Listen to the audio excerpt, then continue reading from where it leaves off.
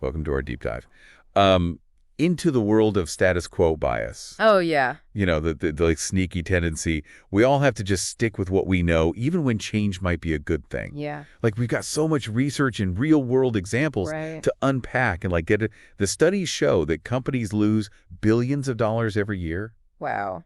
because of this bias. It's crazy. Billions. Yeah. So we're not just exploring the psychology of like why we resist change, but also how much it's costing us. You know what's so interesting to me is that it's not even just about individual psychology. We're going to look at how social and institutional forces really amplify this tendency, sometimes to the point where like entire systems are basically designed to resist change. Right. Think about those frustrating times you've tried to like get something updated or changed within a large organization. Yeah. Chances are you've bumped up against status quo bias. Oh, tell me about it. I once spent weeks trying to convince my company to switch to a more user-friendly project management software. Everyone complained about the old one. Right. But the thought of learning a new system was just too much for everyone. That's a classic example. It highlights the power of what we call loss aversion, this idea that the pain of losing something feels way stronger than the pleasure of gaining something of equal value. Right. It's a core principle in prospect theory, Okay. which explains a lot of our like seemingly irrational decision making. So if we apply prospect theory to my software saga, it's like the perceived loss of time and effort spent learning the new software felt like bigger than the potential gain of increased efficiency and less frustration. Exactly. And to make matters worse, we human tend to overvalue what we already own Oh, yeah. simply because it's ours. It's called the endowment effect. Right. That clunky old software might be driving everyone crazy. Yeah. But it's familiar, it's there, so letting go feels like a loss, even if it's objectively a good move. It's like that old sweater you never wear but can't bear to part with. Okay, so loss aversion explains our reluctance to let go, but what about the fear of the unknown itself? Yeah. Does that play a role too? Absolutely. Uncertainty aversion is a really powerful driver of status quo bias. Our brains just crave predictability, even if it means settling for something that's not ideal. Right. There's this fascinating paradox, the Ellsberg paradox, that really illustrates this perfectly. Okay. Imagine two bags of marbles, one with a known 50-50 split of red and blue marbles, Okay. and the other with an unknown mix. Most people would bet on drawing a red marble from the bag with the known split, Really? even though the unknown bag could theoretically have even more red marbles. That's so counterintuitive. It is. So we'd rather just stick with a known, even suboptimal situation than gamble on something uncertain, even if it could potentially be better. Yeah. So if I'm understanding this correctly and applying it to like the stock market, that means that someone might cling to a low-yield investment just because the fear of market volatility just feels scarier than like the potential gains of diversifying their portfolio. You got it. Uncertainty aversion can keep people stuck in financial decisions. Career paths, relationships, you name it. It's that better the devil you know mentality in action. Okay, so we've got loss aversion making us cling to what we have, and uncertainty aversion making us fear the unknown. It's like a double whammy, Yeah. keeping us firmly rooted in the status quo. But here's the thing that really blows my mind. It's not just our individual brains at play here. It's the entire systems that we operate within. That's where it gets really interesting. Our social environments and institutions can really amplify these biases. Think about the power of social norms, those unwritten rules about what's acceptable behavior. Yeah. They can make it incredibly difficult to break away from the status quo, even when we know it's not serving us. Like that invisible pressure to conform, right? Right. Do you have any examples of how this plays out in the real world? Think about the initial resistance to remote work, even after the pandemic proved it was possible. Oh, right. For many companies and employees, the traditional office setup was the norm. Right. So shifting away from that felt risky, even if it meant longer commutes and less flexibility. Right. It's a clear example of how social norms can reinforce the status quo, even when the status quo isn't necessarily the best option. It's the everyone else is doing it effect. Exactly. And on a larger scale, there's that concept of institutional inertia, right? Yeah, Like those giant cruise ships that take forever to change direction. exactly. Large organizations, governments, businesses, you name it, Right. often have so much bureaucratic red tape and risk-averse leadership that even small changes become major undertakings. Yeah. It's like the system itself is designed to resist change. Can you give us some real-world examples of how this plays out? Think about government agencies struggling to go digital. Right. They're often bogged down by these like multi-layered approval processes that make even simple updates feel impossible. Oh, yeah.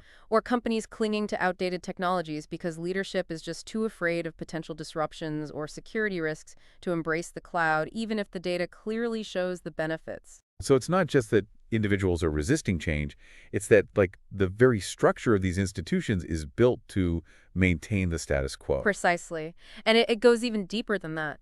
Sometimes the systems we operate within law's infrastructure, even education, are designed in a way that makes change difficult, even if individuals want it. Wow. We call these systemic barriers. Okay, so it's not just that we're resisting change, it's that the system itself is often built to prevent it. Right. What kind of systemic barriers are we talking about? Think about outdated laws that were created for a world that no longer exists. Right. For example, telehealth was hampered for years by healthcare laws written before the technology was even conceived. Oh, wow. It's like trying to play a new game with an old rule book. So even if you see the need for change, the system itself can make it feel like an insurmountable task? Yeah. I'm starting to see how the status quo bias is like woven into the very fabric of our lives. It is, and there's one more layer we need to consider: cultural and historical influences. Sometimes the reason we cling to the status quo is that it's deeply intertwined with our sense of identity or community. Okay, so we're going even deeper now. Right. It's not just about practicalities or fears, it's about our sense of who we are. Exactly. For example, think about the persistence of traditional gender roles in some cultures, even when economic and legal systems have evolved. These roles are so deeply ingrained that challenging them can feel like a threat to the very identity of the community. It's like those traditions passed down through generations. Right. Even if they no longer make sense in the modern world, they hold a deep emotional significance that's hard to let go of. Right. Or consider how historical failures can make entire societies resistant to change. If a country has experienced a disastrous attempt at economic reform in the past, even the mention of new reforms might trigger deep-seated skepticism and fear. Oh, wow. It's like the collective trauma of past mistakes casts a long shadow on the future. So we've got our own psychology, social pressures, institutional inertia, systemic barriers, and even cultural and historical baggage, all working to keep us stuck in the status quo. It's starting to feel a bit overwhelming. I understand. But here's the good news. It's not all doom and gloom. Our sources actually introduce a method called Street Epistemology as a way to challenge this bias. Okay. It's a conversational approach to uncovering and examining our beliefs, especially those keeping us stuck. So instead of just accepting this is how things are, we start asking why and digging deeper into the reasons behind our beliefs and actions. Yes, and the key is using Socratic questioning, gently probing and challenging assumptions through a series of questions, rather than directly confronting someone with opposing viewpoints. Sounds like it's about guiding someone towards self-reflection and critical thinking rather than telling them what to think. Right. How does this help us overcome status quo bias specifically?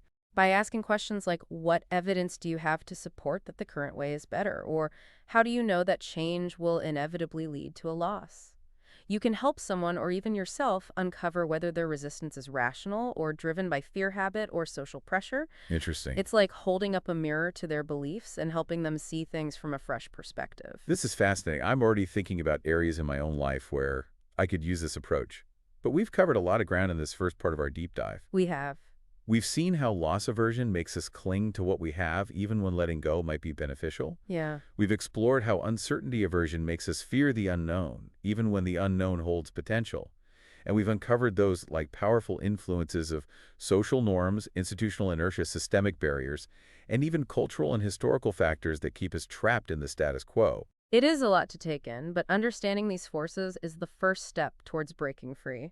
And street epistemology gives us a practical tool to start questioning our assumptions and opening ourselves up to the possibility of change. What I'm hearing is that even though it can feel like we're battling against ourselves and like the systems around us, just by becoming aware of these forces, we're already starting to chip away at the power of the status quo. Absolutely. And with the tools and insights we're exploring, maybe change doesn't have to feel so daunting after all. Absolutely. And that's what we'll delve into even further in the next part of our deep dives. We'll look at specific strategies for overcoming this bias and harnessing the power of change to create a more fulfilling and aligned life. Stay tuned, folks, because we're just getting started.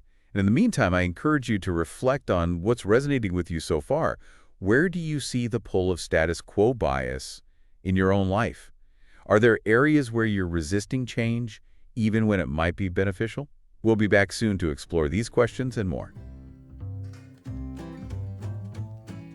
Subscribing is the only way to keep the cows from learning TikTok dances? Oh my God. The stakes have been raised. I know, it's like we have to save the world. Yeah, we have to protect the internet.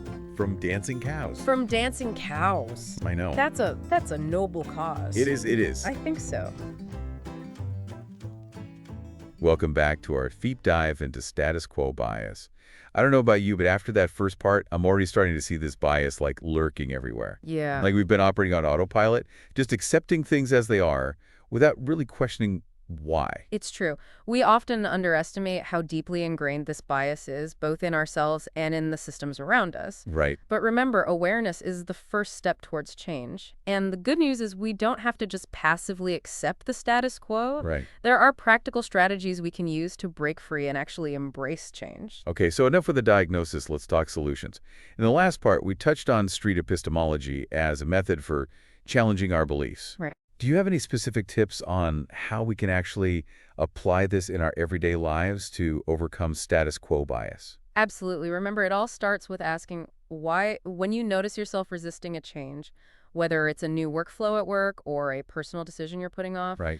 don't just brush it aside. Take a moment to examine your reasons. Why are you so attached to the current way of doing things? So it's not just about asking why once, Right. but about digging deeper into those initial answers. Exactly. Once you've identified your initial reason for resisting, challenge it with another why. For example, let's say you're hesitant to try that new productivity app everyone's raving about. Right. Your initial thought might be, I don't want to learn a whole new system. Okay, fair enough. Yeah. But then ask yourself, why do I believe it'll be so difficult to learn? What evidence do I have for that? Right. You might realize that your resistance is based on a past experience with like a clunky piece of software. Right. Or maybe you just haven't given yourself enough credit for your ability to adapt and learn new things. So it's like shining a light on those like shadowy assumptions and fears and realizing they might not be as scary or as solid as they seemed.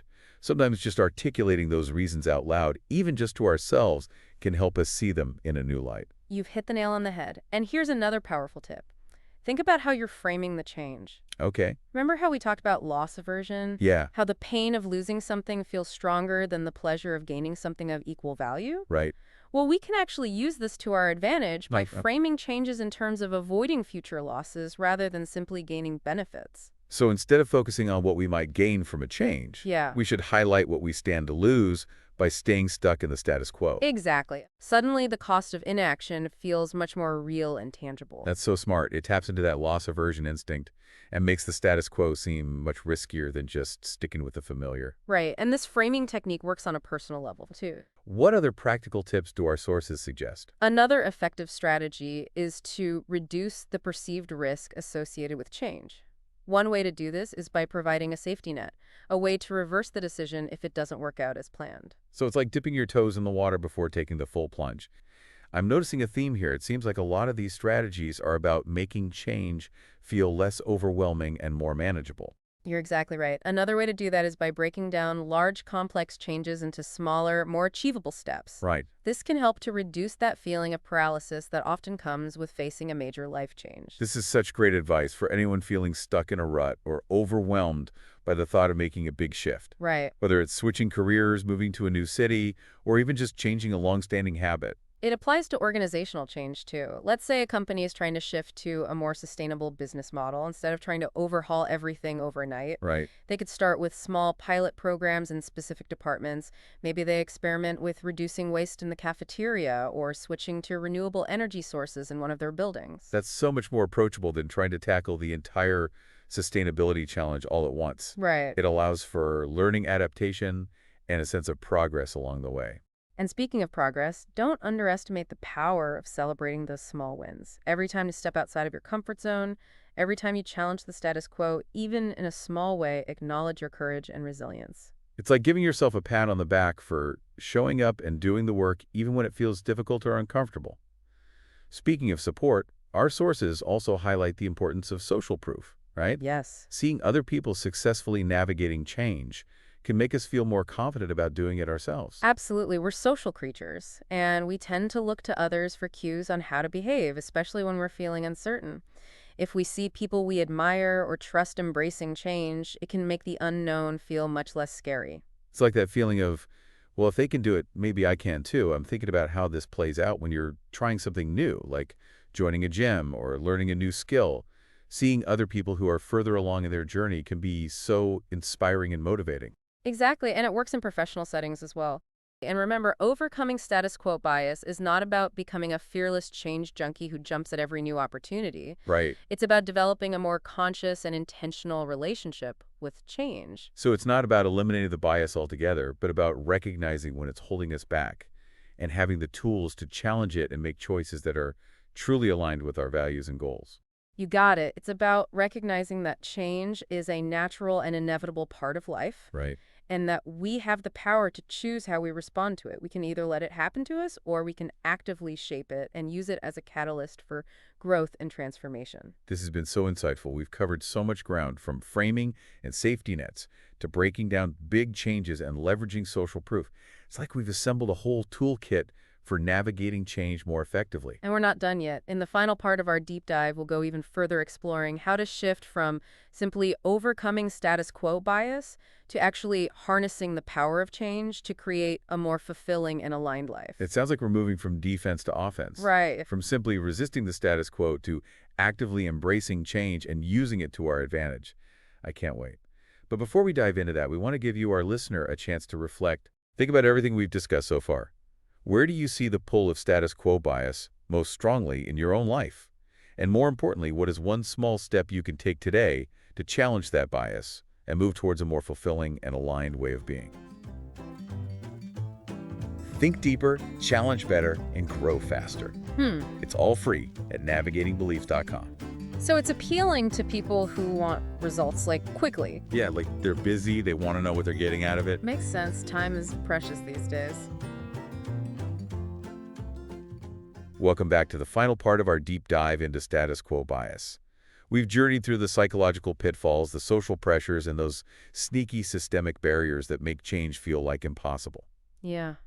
But I'm feeling a shift in my perspective already. Just by becoming aware of these forces, we're starting to break free.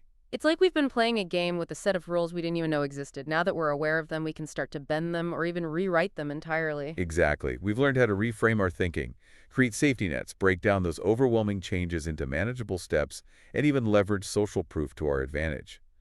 But in this last part, I'm excited to go beyond just overcoming the bias and actually harnessing the power of change to create a more fulfilling life. You're hitting on a crucial point. Our brains crave comfort in predictability, but they're also incredibly adaptable. Change might feel uncomfortable initially, Yeah, but it also sparks new neural connections, expands our perspectives, right. and ultimately makes us more resilient and resourceful. It's like that classic saying, if you're not growing, you're dying. But how do we make that mental shift from fearing change to embracing it? How do we cultivate a more change-friendly mindset? One powerful approach is to reframe our relationship with discomfort. Okay. Instead of seeing it as a sign that we're doing something wrong, we can view it as an indicator that we're stretching ourselves. So instead of avoid discomfort at all costs, Right. it's more like discomfort is a sign that I'm on the right track. Exactly. Think about physical exercise. It's uncomfortable at first, but we push through because we know it leads to greater strength and fitness. The same principle applies to mental and emotional growth. Stepping outside our comfort zones challenges our limiting beliefs, expands our skills, and builds resilience. I'm starting to see discomfort as a kind of mental weight training. Yeah. The more we do it, the stronger we become. That's a great analogy. And here's another powerful shift. Cultivating a sense of curiosity and playfulness around change, instead of approaching it with fear and trepidation, what if we approached it with a sense of adventure and experimentation? So instead of asking, what if this goes wrong, Yeah. we ask, what if this is amazing? Exactly. And even if it doesn't turn out to be amazing, we've learned something, expanded our horizons, and broken free from the grip of the status quo. It's about seeing change as an opportunity for discovery rather than a threat. I'm realizing that a lot of this comes down to our mindset. You're absolutely right, and here's where setting clear intentions and goals can be incredibly powerful.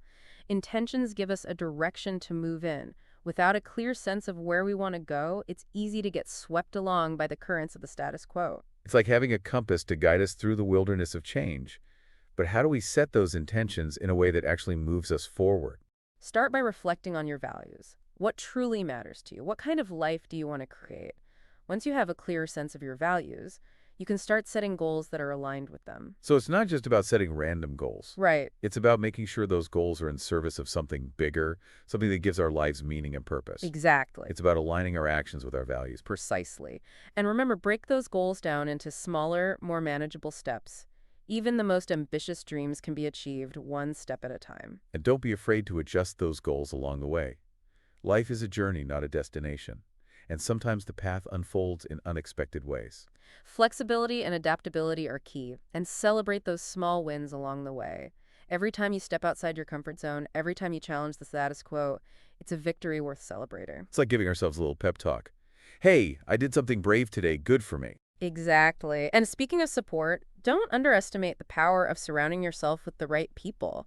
The people we spend our time with have a huge influence on our mindsets and behaviors. We've talked about this throughout our deep dive, Yeah. how social pressure can reinforce the status quo. Yeah. But the flip side is that social support can be incredibly empowering when we're trying to make a change. Precisely. Seek out mentors, friends, and colleagues who inspire you to grow and challenge yourself. Join communities that share your values and aspirations.